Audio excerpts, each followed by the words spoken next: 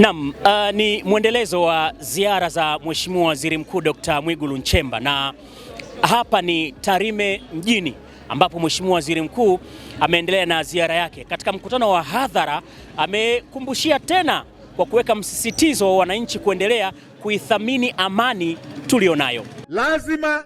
Lazima kila mtu aamke, tuendelee kuambizana, na tukimpata mtu anayefanya hivyo wala tusifanye siri. Mtu anayepanga kuua Watanzania msimfanye siri. Mkimpata toboeni hilo jina, wekeni wazi hilo jina, pelekeni kwenye vyombo vyetu vya ulinzi na usalama. Jukumu la ulinzi wa Tanzania ni la kila Mtanzania.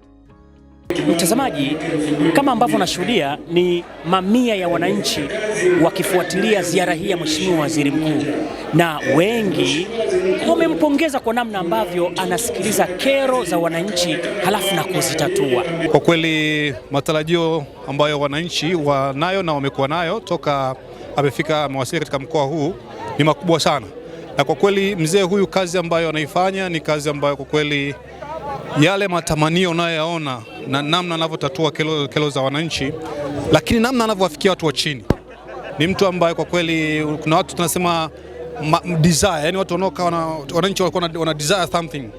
Kwa kweli ndicho ambacho kinachotokea kwa sasa.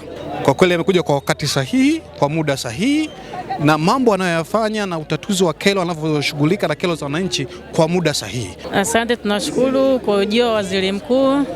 Kwa kweli nilikuwa nafikiria ni matani, lakini kwa leo nimeshuhudia ni kweli Waziri Mkuu anatatua kero za wananchi.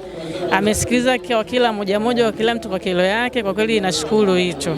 Kwanza napenda kumpongeza sana Mheshimiwa Waziri Mkuu kwa kuweza kukanyaga ndani ya wilaya ya Tarime na kuweza kutatua changamoto tulizokuwa nazo, na ametuahidi kuhusu kwamba barabara za kwenye mitaa zitapitika kwa kiwango cha lami, na barabara iliyokuwa inasumbua ya Nyamwaga Road itapitika vizuri ndani ya mwaka huu. Huyu ndiyo Dr. Mwigulu Nchemba, Waziri Mkuu wa Jamhuri ya Muungano wa Tanzania. Mimi ni Beni Mwanantala.